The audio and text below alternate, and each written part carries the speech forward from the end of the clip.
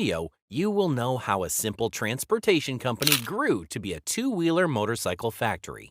You should know that this company did not just grow, it literally dominated India. So, why don't we take a look at where it all began? It all actually started in 1911 when TV Sundaram Iyengar started a transportation business with buses and trucks named Madurai's Bus Service, operating under the southern roadways. Sundram had actually started his career as a lawyer because that was his father's wishes. And when his father thought working at the Indian Railways was better suited for him, he told him to get rid of the wig. That was where he got his first experience in transportation-related business. Then, his father decided he could do better than the railway and suggested he work in a bank. Good old Sundram followed his father's advice, but in 1911 decided to do what his heart actually desired.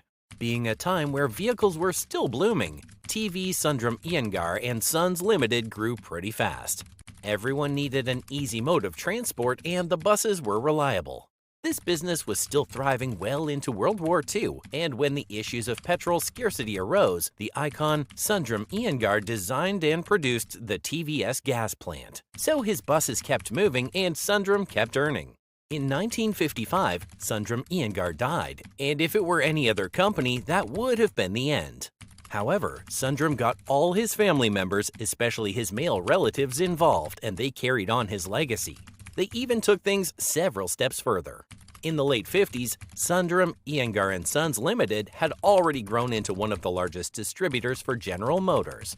It also had a division for rubber retreading, but the Sons needed to expand further, and that's when Clayton got into the picture. Clayton Dewandre Holdings was a UK firm that had in-depth knowledge of the production of various automotive parts, and that was a venture Sundram wanted to invest in. So in 1962, Sundaram Clayton was born, and the company manufactured brakes, exhausts, compressors, and many other automotive parts. As the business thrived and demand increased, the management knew it was time to take things a step further. After an extensive survey, they knew they had to start manufacturing their own vehicles. The world was moving fast, and Sundaram Clayton didn't want to be left behind. In 1976, they built a plant at Hosur, an industrial city situated in the Tamil Nadu state of India, to manufacture mopeds. Mopeds are these small motorcycles that share similarities with bicycles. They could be categorized as motorized bicycles, but they are really motorcycles with pedals and a crankset that is used with or instead of motor drive. The workers at Hosur got to work designing an impressive moped, and they encountered several stumbling blocks on the way. Several designs had to be discarded, and the engineers spent many sleepless nights mulling over how to make their moped better. And in 1980, the company finally wheeled out their first moped, the TVS 50. The TVS 50 was many things. It was the first twin-seater moped in India. It was the groundbreaking product that made Sundaram Clayton realize they could achieve so much if they were not afraid to take risks, and it was an economic booster for the country. This is because these mopeds were not only designed in-house, they were made with indigenous components. Indians couldn't have enough of the vehicles. With the introduction of the mopeds came wider recognition for the company. Everyone was curious about the native company that was competing with the Japanese, such as Yamaha, that dominated the motorcycle industry. This curiosity and an intention to have a slice of the Indian pie is what got the Japanese company Suzuki interested in a collaboration. The multinational automobile manufacturing Japanese company were not novices in the manufacture of automobiles, but they had not extended their tentacles to India. So when they heard that the small Sundaram had a great potential, they offered them a deal they couldn't refuse. Let's partner up, exchange technologies, and squash competition. In 1984, TVS-Suzuki was born. TVS-Suzuki achieved great feats, however, things didn't start out smoothly. The year TVS-Suzuki came to be, it launched its first 100cc motorcycle, Ind-Suzuki. During the showcase, everyone agreed it was a great bike and should be a hit in the markets, but things didn't turn out that way. That same year was when the Yamaha RX 100 was released. The two-stroke motorcycle had similar features to the Ind, but it was much cheaper and had better standing because of the brand's reputation. Due to this, the success of the launch didn't translate to financial success for TVS Suzuki. In fact, the company posted losses up to 1986. Probably thinking the motorcycle niche was not their forte yet, they went back to producing mopeds. And in 1987, the TVS Champ moped was unveiled. The moped did really well and it confirmed their fears. But they didn't give up on motorcycle production and continued to make losses. 1989 to 1991 was a very tough period for TVS-Suzuki. Their products were not taking off because, according to many, the products lagged behind in performance and fuel efficiency. They also could not match the marketing aggressiveness of the other manufacturers, like Honda, Hero, Kawasaki, Bajaj, and of course, Yamaha. Things were so bad that someone called TVS-Suzuki a sick company. In 1992, TVS-Suzuki turned things around.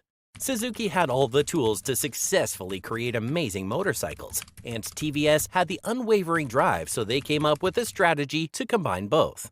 They decided to focus on R&D and product engineering to achieve their aim. However, they had to make sacrifices like cutting costs, slashing manpower, and controlling inventory. These efforts paid off, and between 1992 and 1993, 5 remarkable products: the Suzuki Samurai, Suzuki Shogun, Suzuki Max 100, Suzuki Max 100R. The company also made sure to market it aggressively. The company hired only the best of the best sales officers, managers, and service engineers. The dealerships were also transformed and cut down to 260 from 400. This is because TVS Suzuki wanted to interact with them better to ensure that they were satisfying their customers. With all these in place, it's no surprise that by 1994, the company had sold 0.27 million two-wheelers, recorded a turnover of Rs 4.1 billion, and a net profit of Rs 330 million. In 1995, the turnover increased to Rs 6.2 billion, and that year it became the second largest two-wheeler company in India. Every company would build on their growth, and TVS Suzuki was not any different. It initiated Project Neon to produce a 4-stroke scooter indigenously. They began the project in 1996, and 32 months later, in 1998, the Spectra was launched in India. The Spectra was great because the company poured so much resources into its development. However, being great was not enough. That same year, Bajaj, the market leader in scooters, also launched its own 4-stroke scooter called Legend. Legend cost just $34,000, while Spectra cost $38,000, so naturally people opted for the cheaper one. TVS Suzuki sold only about 520 units of the Spectra per month. In 1997, TVS Suzuki launched the country's first 5-speed motorcycle, Suzuki Shaolin, and introduced the Suzuki Shogun with a catalytic converter. The company had high hopes for these models, but they turned out to be big flops. It also didn't help that the company could not meet the new emission standards in a cost-effective manner. These models were later discontinued. Fast forward to April 2000, when TVS Suzuki became the first Indian company to launch a 150cc 4-stroke motorcycle, the Suzuki Fiero. The Fiero was a relatively small-sized bike when compared to others in the category, but that didn't stop it from being a rocket. It had a butter-smooth engine paired to a 4-speed gearbox. It had a chassis that worked very well for motorsport and could do over 100 kilometers per hour. There were a few downsides to the bike, like its scooter-like appearance. Its indicators and headlamps were merged to one unit and had tires many considered weak, but that didn't prevent it from raking in sales. The bike was well received and it gained a 3% market share in just a year. However, due to the unfortunate loss from the production of the Spectra, it barely made a dent in the company's overall market share.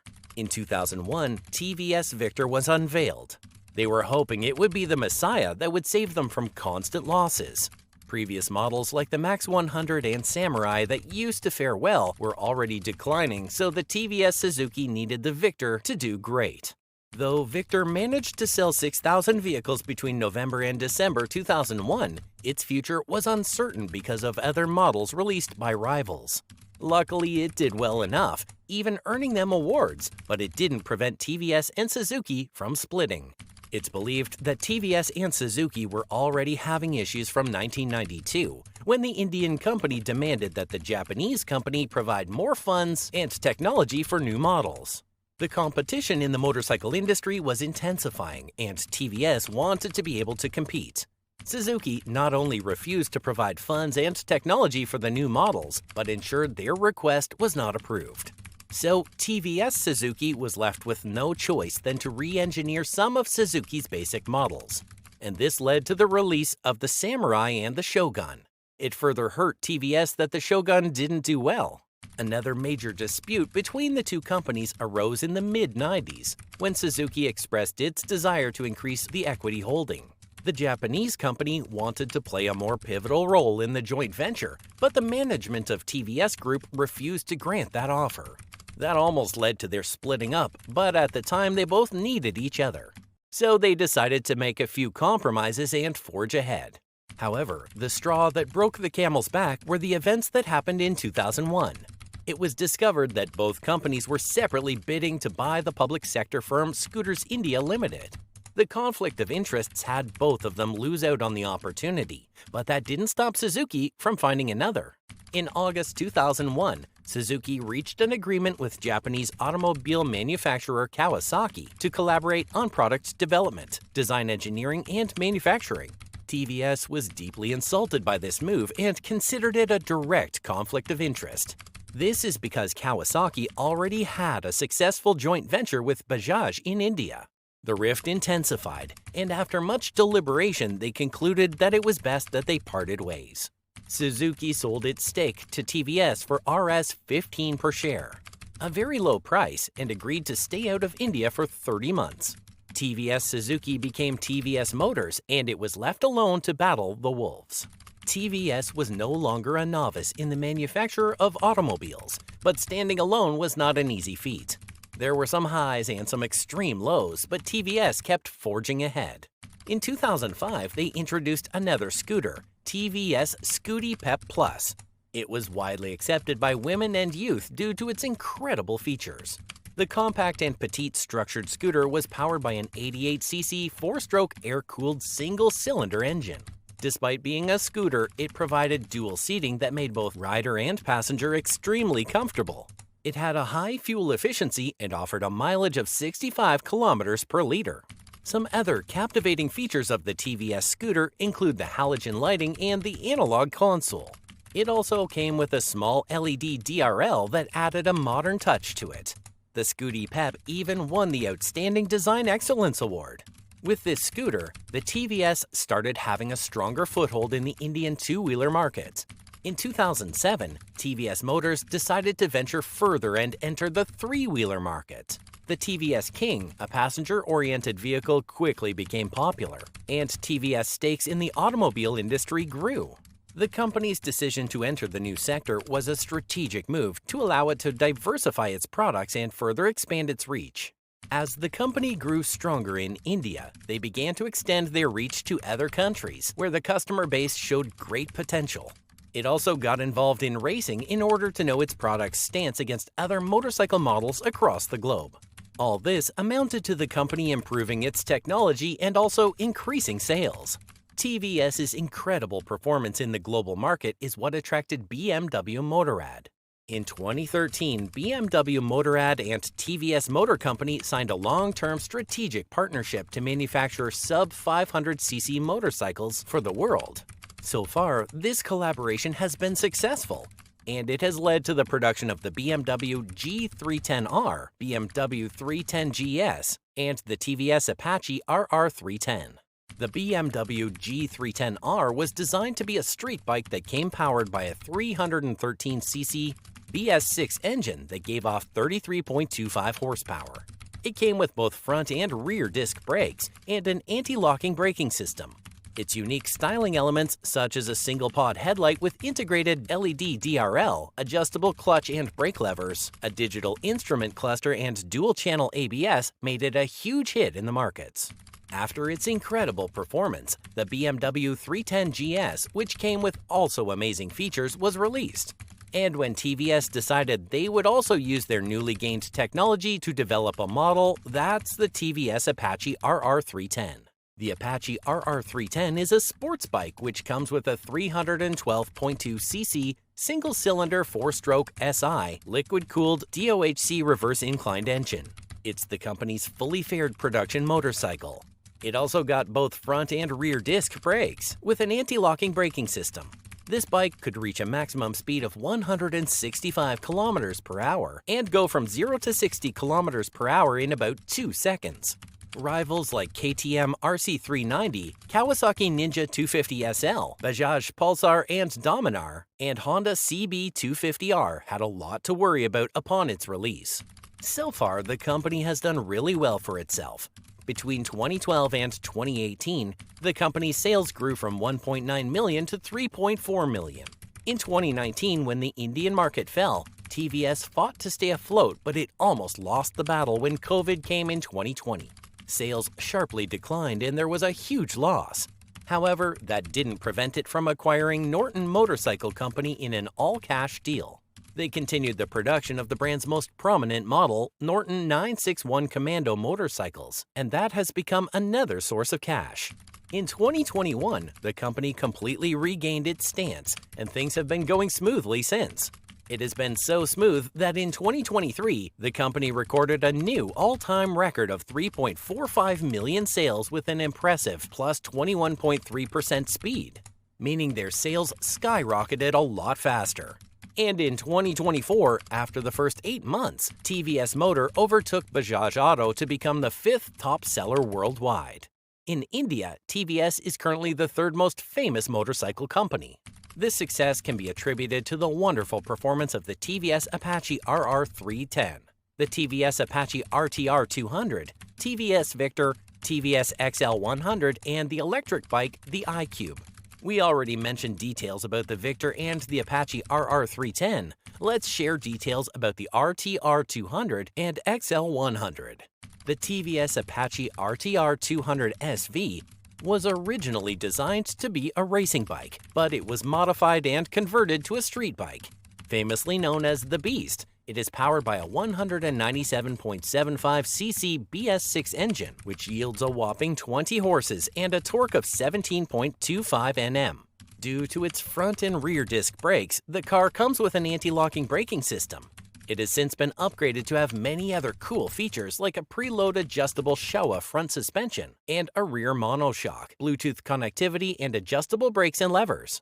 The XL100 is a great moped that has also performed wonderfully well in the market. You know, mopeds have always been TVS's strong forte, so it really shouldn't be a surprise that the XL100 does so well. Its exterior is similar to the early mopeds. You know, the headlamp cowl and a single-piece seat, but this comes with a cushioned backrest. Its beautiful colors also give it a more modern feel. But the actual modern features are the USB charging port, the engine check light, the low fuel indicator, among several others. Powering this ride is the 99.7cc single-cylinder one-valve engine that allows it to reach incredible speeds. In summary, the XL100 is a great ride. So tell us, do you own a TVS? Which is your favorite model? Share your thoughts in the comments section. Also, don't forget to like, share, and subscribe to be the first to know when we release amazing content. Thank you for watching, and we'll see you in the next video.